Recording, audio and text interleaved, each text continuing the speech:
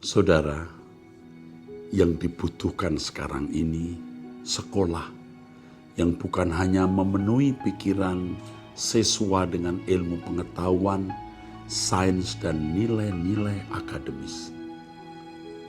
Tetapi sekolah yang mempersiapkan siswa-siswinya menjadi manusia Allah, man of God, yang suatu hari kalau mereka menjadi insinyur, dokter, pengacara, pendidik, pengusaha, dan lain sebagainya, menjadi orang-orang yang melayani Tuhan, melebarkan kerajaan Allah di bidangnya.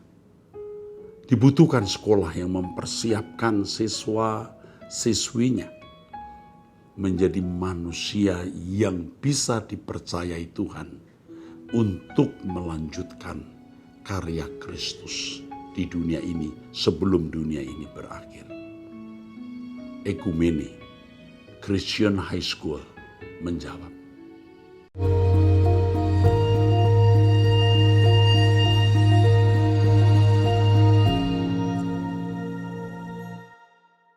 Salam saudara, kita masuk episode 622 ya.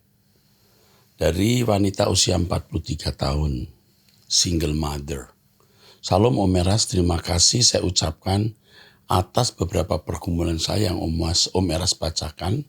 Yang saya mau pertanyakan, bagaimana Om Eras mengetahui aku banyak persoalan dan pencobaan.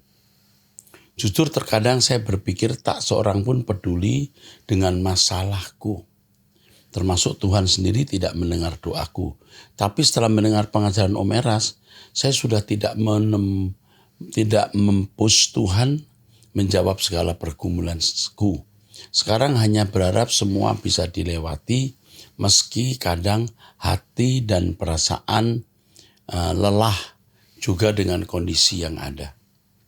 Saya selalu mendengarkan semua khotbah dan ajaran Om Eras. Ikut doa pagi meski saya tidak duduk diam. Saya dengarkan sambil beres-beres rumah dan berikan makanan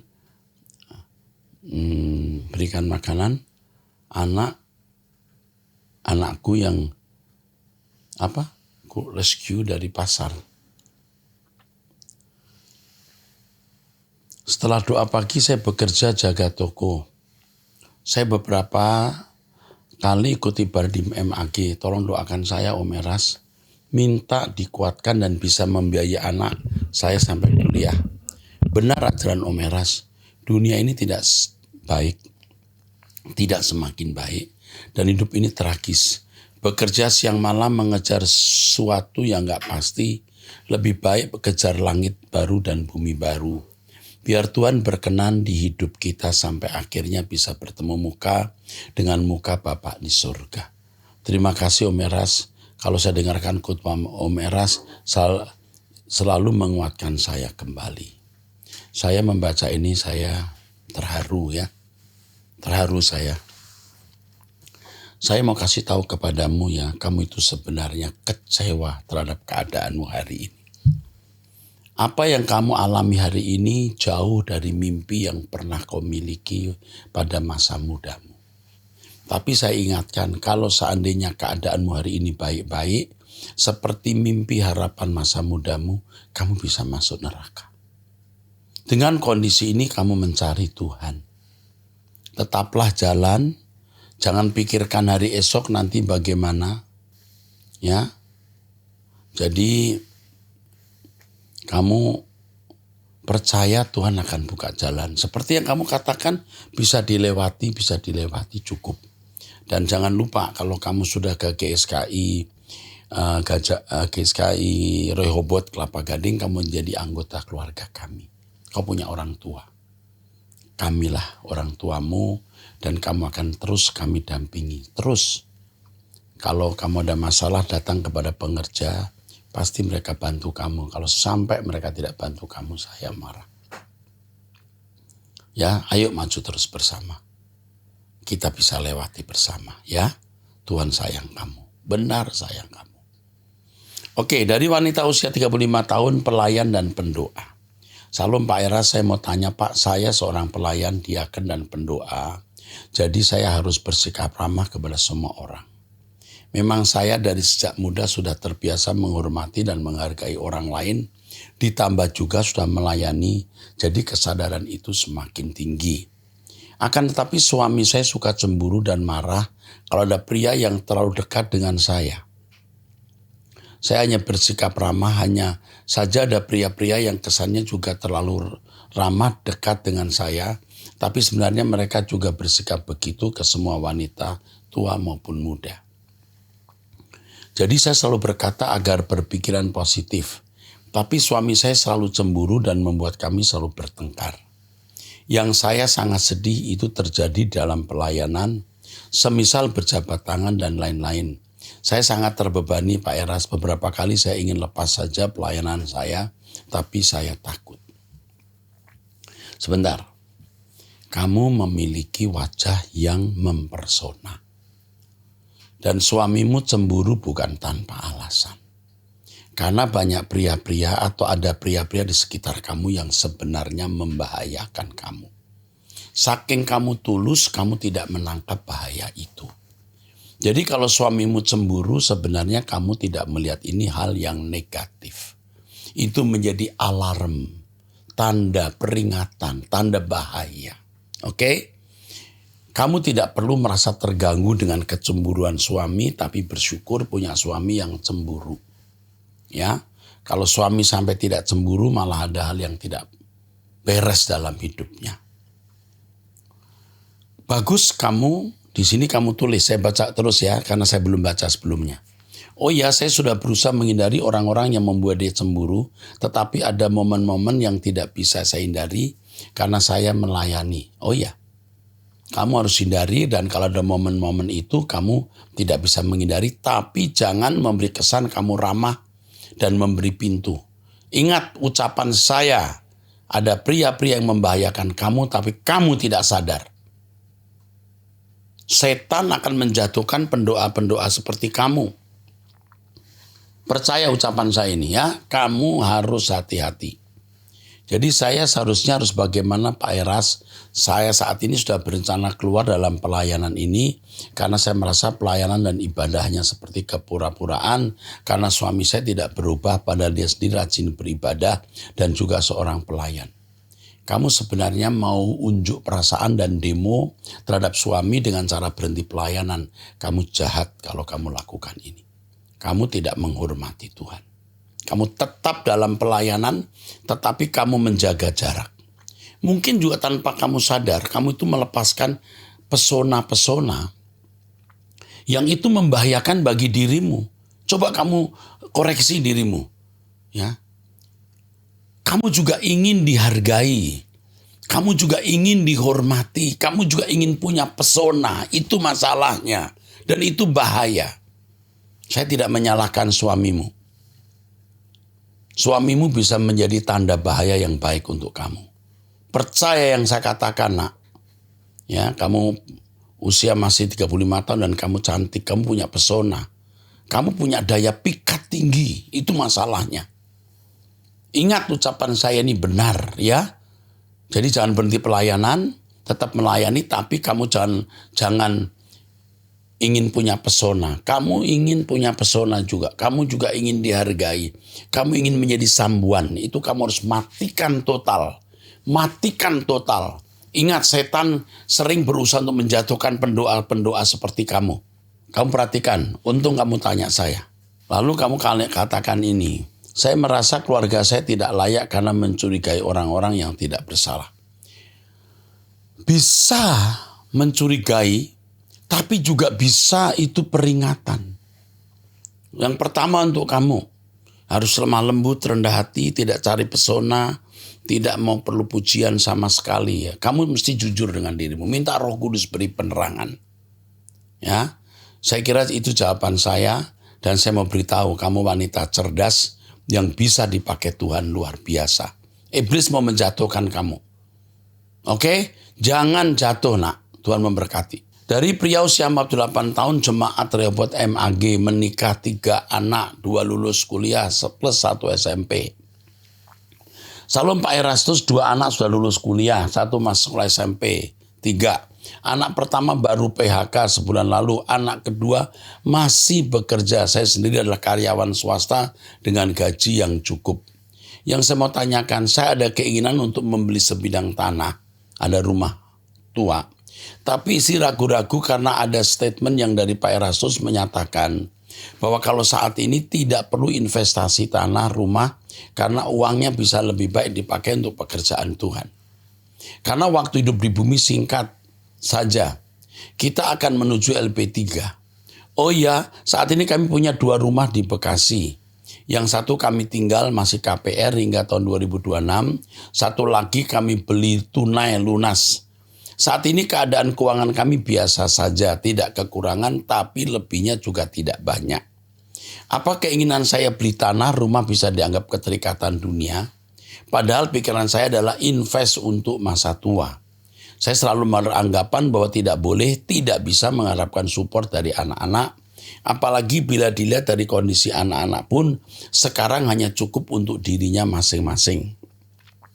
Saat ini semua keuangan keluarga dipegang oleh istri. Mohon saran Pak Eras. Oke, sampaikan kepada istrimu, coba tanya Tuhan. Investasi untuk hari tua kamu itu tidak salah. Ya, tidak salah. Kau beli rumah untuk investasi hari tuamu supaya kamu tidak merepotkan anak-anak. Tidak salah.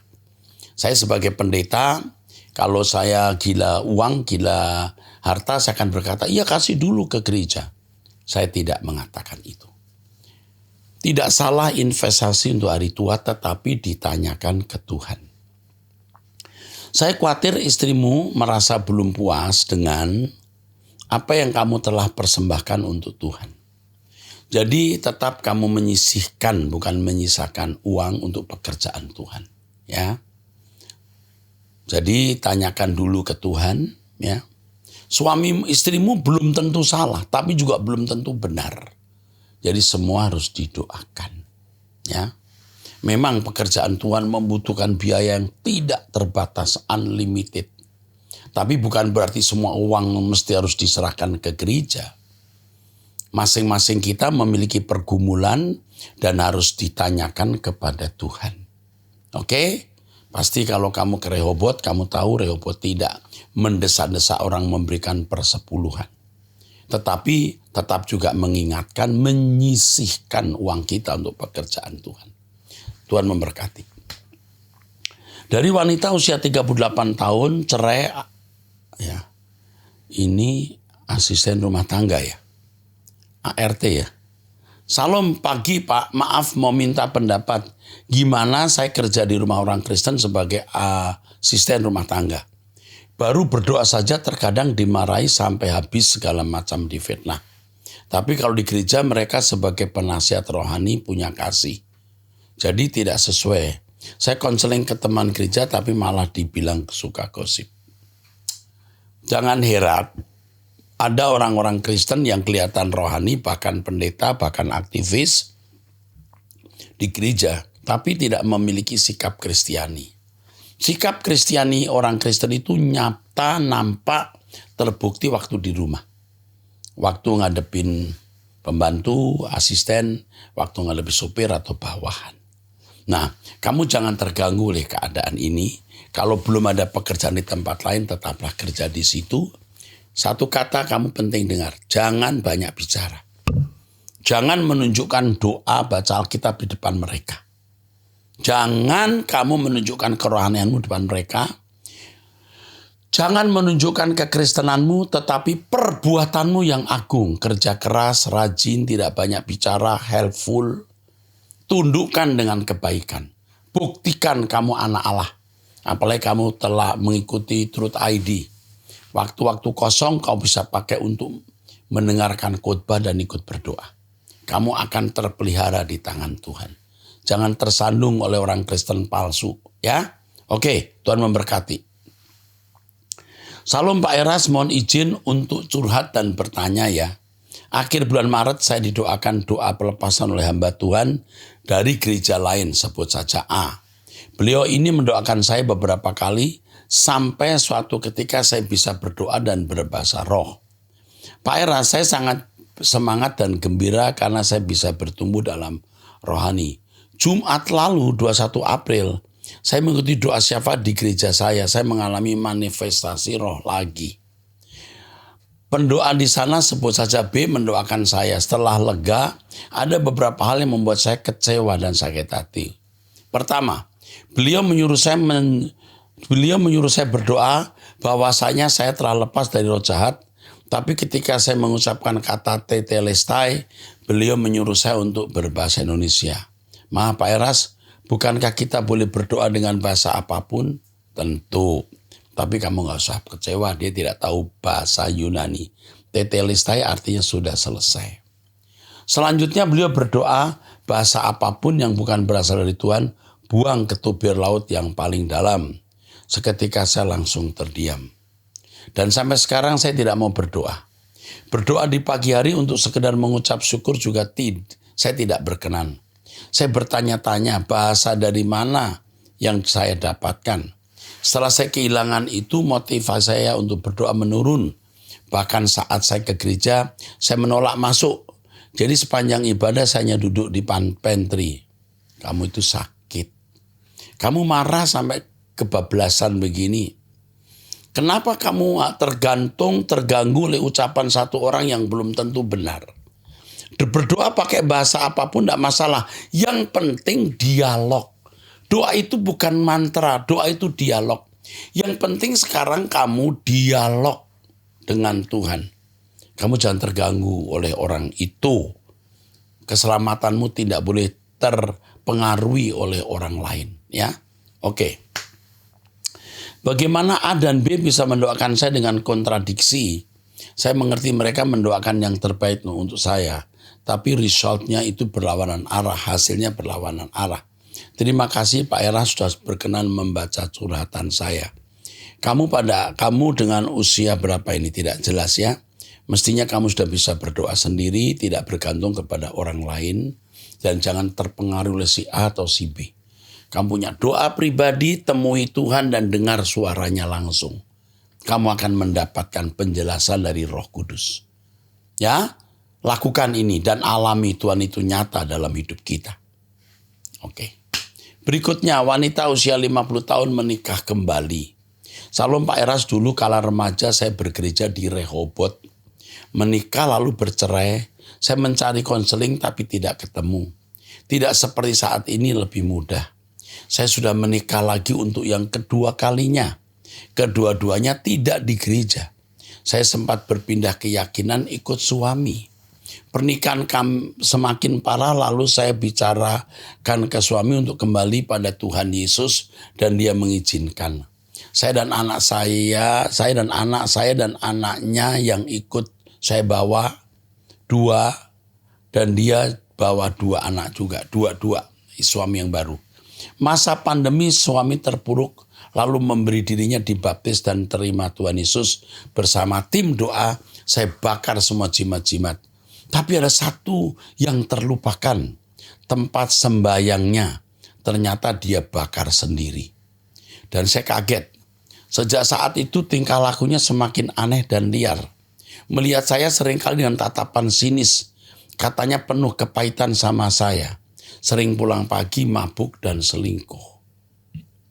Saya sedih dan berdoa minta ampun sama Tuhan atas kesalahan saya yang sempat mendukakan hati Tuhan. Di belakang saya dia menceritakan kejelekan saya dan orang tua serta adik-adik saya.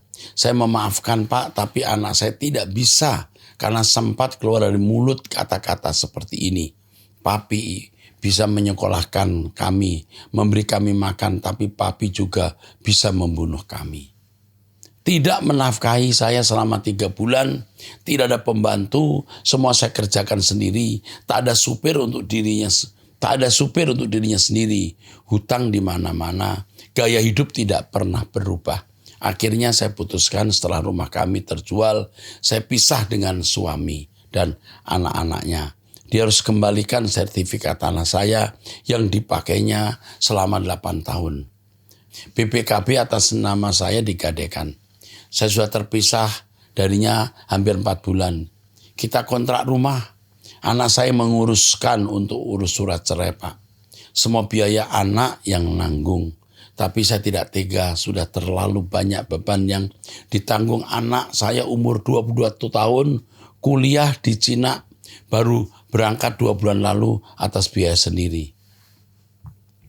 Umurmu 50 tahun, belum tua sekali juga tidak muda lagi.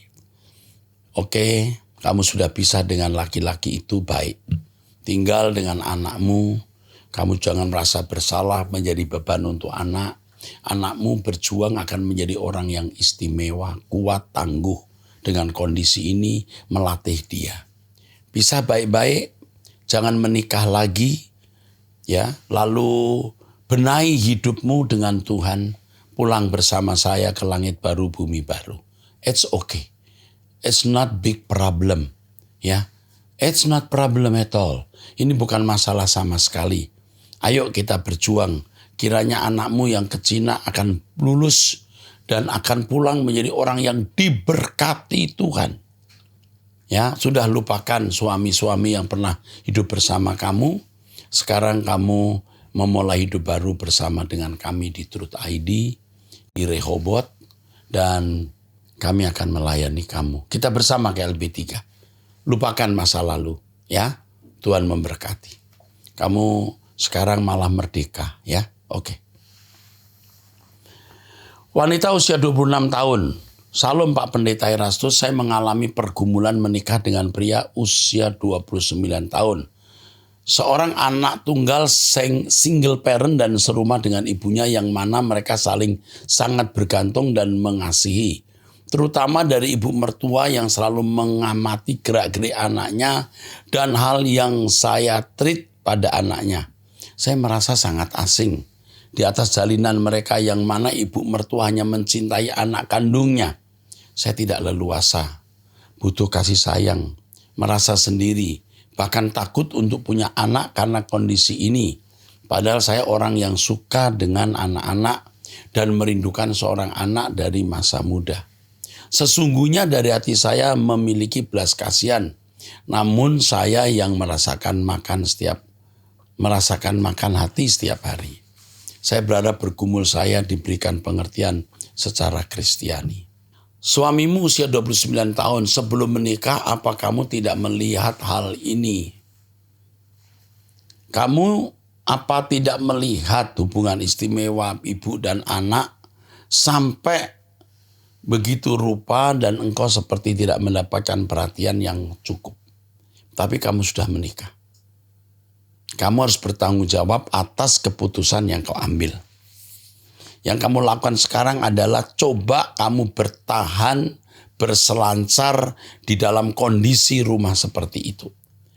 Kamu harus menerima mama mertuamu sebagai pasien yang bisa kamu hantar ke langit baru, bumi baru. Mama mertuamu juga sakit jiwanya dan kamu bisa jadi suster untuk merawat dia. Dan Tuhan bisa pakai kamu dalam rumah itu, memberkati keluarga itu, dan menyelamatkan suamimu. Jalani, jangan menuntut, itu rahasianya. Karena kamu masih menuntut, kamu akan sakit. Jangan menuntut, lebih berkat memberi dari menerima. Memang sakit, tapi kamu biasakan memiliki irama hidup yang memberi, tidak menuntut. Coba kamu jalani. Kamu lihat bagaimana Tuhan akan menunjukkan jalan-jalan yang indah bagimu dan kamu tergiring ke dalam kerajaan surga. Tuhan memberkati kamu, nak. Baik, dari pria usia 47 tahun menikah 3 anak karyawan swasta. Salam sejahtera Pak Erastus, terima kasih telah menjadi mentor dan gembala yang pantang menyerah untuk menarik kami dari dunia jahat dan mendorong kami masuk kerajaan surga yang tak ternilai. Doa kami agar Bapak sekeluarga dan seluruh jajaran pekerja serta manajemen GSKI diberkati Tuhan yang Maha Kasih. Amin. Amin juga. Pertanyaan saya, mengenai dunia orang mati atau intermediate state atau Hades, yang terdiri dari Hades nyaman dan tidak nyaman. Untuk Hades tidak nyaman, apakah dikuasai setan dan para malaikat yang jatuh pada saat ini, Pak? Ini pertanyaan sebenarnya tidak bisa dijawab karena Alkitab tidak jelas. Tetapi yang pasti ada Firdaus, tempat di mana penjahat yang baik itu berada dalam roh masih. Dan tempat seperti orang kaya di Lukas 16 yang dalam penderitaan. Walaupun masih dalam roh, tetapi sudah menderita. Walaupun belum ada kebangkitan. Yang jelas ada yang nyaman dan tidak nyaman. Tetapi harus kita percaya bahwa semua di dalam kekuasaan Allah. Tidak ada daerah di luar kekuasaan Allah. Karena waktu Tuhan Yesus bangkit, maka Tuhan turun ke sana untuk melepaskan para tawanan. Jadi jika ada tawanan, maka ada yang menawan, ya Pak, benar. Jadi sebelum Yesus mati di kayu salib, semua orang mati ditawan oleh kuasa gelap. Kecuali Henokh, Musa, Elia. Dan ketika Yesus bangkit, orang-orang saleh seperti Abraham, Samuel, dan lain-lain dibangkitkan. Menurut saya merekalah yang menjadi 24 tua-tua di sekitar tahta Allah hari ini. Mereka benar-benar memiliki tubuh kebangkitan. Dan yang saya pahami itulah kebangkitan pertama. Yang menawan apakah itu iblis dan roh jahat, Pak? Dan juga menyiksa roh-roh orang mati yang jahat sampai saat ini. Bagaimana kondisinya Alkitab tidak katakan. Tetapi setelah Yesus mati, semua kekuasaan di surga di bumi dalam tangan Tuhan. Apakah habis hadis yang tidak nyaman masih dalam kekuasaan iblis? Nah, ini yang tidak bisa dijawab. Tetapi saya harus menjawab, bagaimanapun Tuhan menguasai semua wilayah. Dan apakah ini neraka yang sering dilihat oleh penglihatan beberapa orang? Sebenarnya neraka yang sesungguhnya itu nanti. Waktu kebangkitan, kita orang percaya diangkat, yang sudah mati punya tubuh baru, bumi inilah yang akan menjadi Gehenna. The lake of fire atau limne topuros. Jadi bumi inilah neraka nanti. Ya, sedangkan yang dilihat orang-orang saya tidak tahu. Bisa merupakan gambaran-gambaran saja. Juga bisa berupa profetik apa yang akan terjadi nanti. Jadi bisa macam-macam. Bisa mimpi, halusinasi, bisa fakta, tapi fakta yang akan terjadi nanti. Oke. Pak, jika setan itu makhluk surgawi, apakah ketika dilempar ke bumi dalam bentuk tubuh fisik, abadi atau berubah menjadi roh, Pak? Nah, kalau setan itu tunggal, Sintet nun dalam bahasa tulisan huruf Ibraninya atau diabolos dalam bahasa Yunani, ini tunggal. Ini pemimpin. Ini pasti bisa berbentuk apapun karena memiliki kekuasaan. Yang saya pahami ya. Jika masih dalam bentuk fisik maka butuh tempat di atas bumi ini ya Pak. Artinya sehari-hari bisa menyamar menjadi siapapun. Tentu bisa. Itu jawaban saya. Mantap. Saya kira cukup. Mantap. Oke, sekarang di pertanyaan berikut ini dari luar negeri. Wanita usia 46 tahun, menikah sudah 25 tahun, 2 anak, cewek 24 tahun, bekerja dan cowok 12 tahun. Salam Pak Pendeta Era Sabdono, Bapak Rohaniku. Saya dari latar belakang Muslim yang mengikuti suami Katolik. Pak, suami saya selama 23 tahun tidak mau bekerja. Saya yang jadi tulang punggung keluarga. Sebenarnya dulu banyak tawaran kerja tetapi selalu ditolak. Akhirnya orang malas kasih lowongan kerja.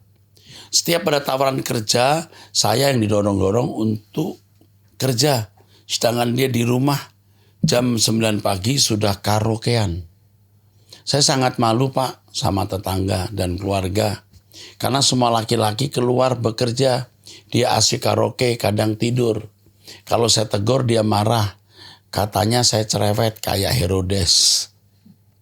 Tidak suka lihat orang santai. Dia mah bukan santai. Dia mah malas. Saya sudah hilang akal Pak, anak-anak tidak punya apa-apa. Akhirnya saya nekat ke luar negeri. Oh. Saya berharap kalau saya kirim duit dia bisa putar buat usaha supaya saya cepat pulang. Kenyataannya lain. Dia tetap tidak mau bergerak. Saya selalu bilang burung di udara Tuhan pelihara. Kok kamu hidup terlalu khawatir? Kamu kirim uang ke rumah itu salah. Membuat dia tambah rusak. Betul. Dia bilang saya kirim duit itu hitung-hitung. Saya bayar dia sebagai pembantu urus anak. Kalau saya marah dia langsung maki saya, TKW saya saja sombong. Loh, TKW untuk dia. Ini suamimu benar-benar egois. Maki saya kebun binatang, Pak. Saya sebenarnya sudah capek, Pak. Saya kerja jaga pasien setiap malam, tidak tidur tapi demi anak-anak dan melaksanakan tugas saya dari Tuhan. Saya tetap bertahan.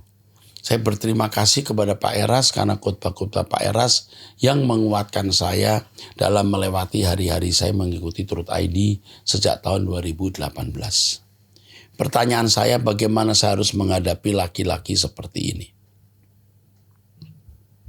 Saat saya pulang Indonesia nanti, karena dia sering mengancam ingin membunuh saya kalau saya mau pisah rumah dengan dia. Dan untuk hidup sama-sama lagi saya takut, Pak. Kalau saya tidur pulas tiba-tiba leher saya dipotong. Karena ancaman dia sudah banyak kali. Terima kasih, Pak. Kamu tidak bisa dan tidak boleh lagi hidup dengan pria seperti ini. Dan jangan takut kamu dibunuh. Kamu tidak akan bisa dibunuh. Kamu akan dilindungi Tuhan. Ya. Yang penting sekarang anakmu kuliah. Kalau bisa kuliah dikerja. Dan kamu lebih baik tidak hidup bersama dengan pria ini.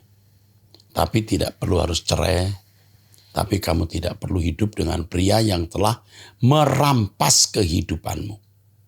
Ya, kamu bisa kehilangan hidup. Anakmu yang umur 12 tahun, kamu bisa dititipkan kepada saudara atau keluarga. Daripada dititipkan kepada laki-laki, pria yang tidak memberikan inspirasi dan contoh hidup yang baik. Nanti akan ada satu kejadian di mana anakmu bisa kamu titipkan. Ya, kamu tunggu kejadian itu dan kamu kasih kabar ke saya. Ingat, jangan hidup dengan pria ini lagi. Tapi jangan menikah lagi. Tuhan memberkati.